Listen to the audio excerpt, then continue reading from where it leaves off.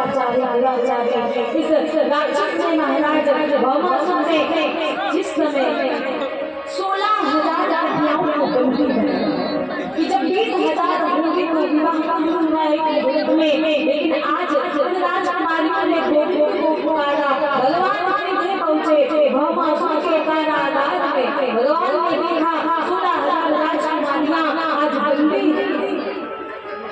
16,000 कन्याओं को बंदी बना के रखा हुआ। भगवान ने देखा कि भौमासुर के अत्याचारों से ये कन्याएं कहाँ जाएंगी। भगवान ने सुदर्शन चक्र को प्रेरणा की। आज भौमासुर का मुंह कटा और भौमासुर का प्रारंभ हुआ। भगवान ने 16,100 कन्याओं को भगवान कहते हैं अब आप सब अगर आपकी स्वयं की अनुमति हो तो क्या आप हमसे विवाह करोगे। वे 16,101 कन्याएं कहती हैं प्रभु जिन्हें आप स्वयं वरण करना चाहते हैं। अरे प्रभु ये तो आपने कृपा की, नहीं तो कहा जाता। लोग देखते हैं भगवान ने 16,101 इसलिए किए क्योंकि उस भौमासुर नाम के असुर ने कन्याओं को बंदी बनाया है। और अब ये कन्याएं कहाँ जाती, क्या इनके माता इन्हें स्वीकार करते, क्या समाज इन्हें स्वीकार करता। लोग कहते कि भौमासुर नाम के असुर के यहाँ की आई है, नहीं हमें अपने घर पे नहीं किए। भगवान ने देखा ये कन्याएं निश्चित हैं, ये कहाँ जाएंगी, या फिर आत्महत्या जैसा जन्म अपराध कर लेंगी, या जो मरने के सिवा कोई उपाय नहीं, इन्हें माता पिता स्वीकार नहीं।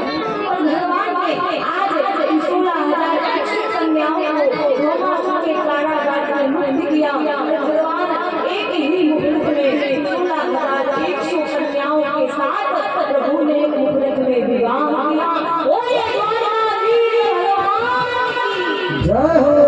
भगवान का 16,100 विवाह हुआ और 8 पटवारियों के साथ तो पूरी नहीं हुई 16,108 कन्याएं हो गई। भगवान आज आनंद के साथ रहते हैं। लगा भगवान इतनी सारी रानियों के साथ एक साथ कैसे रहते हो। अरे एक समय एक ही तो भवन में तो राजा होंगे, लेकिन नारद जी ने जब आकर के रुक्मिणी के महल में देखा तो भगवान रुक्मिणी के निकट है बात कर रहे हैं। जिस समय नारद जी अपने सत्य भगवान के भवन में पहुंचे तो आज नारद जी देखते हैं भगवान एक ही समय रुक्मिणी के पास आए सत्य भगवान के आंगन में भी बैठे।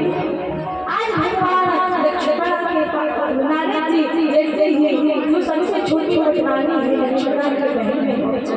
नारद जी ने देखा कि लक्ष्मण वो भी तुमको भोजन कराने बैठी है और भगवान उस समय लक्ष्मण के हाथों से भोजन भी कर रहे हैं। नारद जी को भरोसा नहीं हुआ कि भगवान एक समय सबके साथ अपने रूपों में कैसे भगवान बहुत ही सच्चे नाम भगवान भगवान के अनेक रूप है नाम है, लेकिन भगवान एक समय में अनेकों के पास। नारद जी को आश्चर्य लगा। नारद जी ने ये जानने के लिए पुनः प्रयास किया। नारद जी अब की बार राजा मित्रविंदा के भवन में जाते हैं और देखते हैं आज मित्रविंदा नाम की रानी वो पंखा आज नारद जी और नारद जी विवाह हुए सब देख के तो बड़ी प्रसन्न हुए। कन्या के फिर मन में विचार आया कि भगवान को द्वारिका में रहते हुए अनेकों वर्ष हो गए महाराज, इतने वर्ष हो गए और अब तो रुक्मिणी जी की प्रथम संतान प्रद्युम्न जी ने जन्म लिया। रुक्मिणी की संतान प्रद्युम्न जी एक बार संप्रासा नाम अक्षर प्रद्युम्न को उड़ाता ले लिया। समुद्र से नीचे जल में फेंक दिया महाराज, मछली से निकल गया और संप्रासा नाम के किसी के यहाँ विद्यावती रसोई का भोजन बनाने का कार्य। विद्यावती को नारद जी कह करके गए थे तुम्हारे पति तुमको संप्रासा के यहाँ भूलेंगे, क्योंकि विद्यावती कौन है पूर्व जन्म में गति थी काम देवी पत्नी भोलेनाथ के तीसरे नेत्र के कारण उनके पति काम देवी में भूत हुए। भोलेनाथ ने कहा था वापस में कन्हैया के पुत्र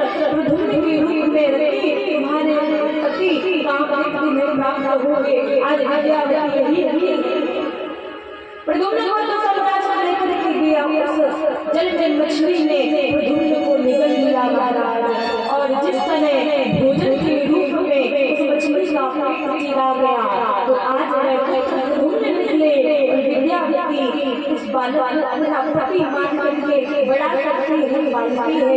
और जिस समय बड़े होते हैं और बड़े करके संपराशा प्राप्त करके महाराज अपने राज्य में द्वारका लौटते हैं। उस समय तक भगवान श्री राम के 16,108 विवाह लगभग